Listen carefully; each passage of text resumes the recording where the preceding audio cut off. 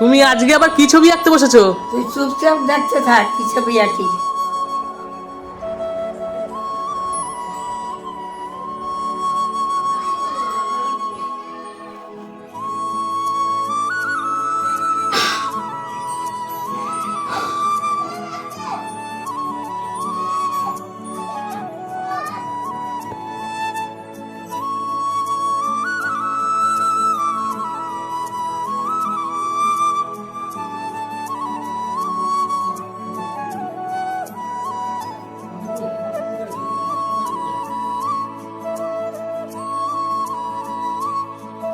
এই যে হইলো 5 টাকার খাবার,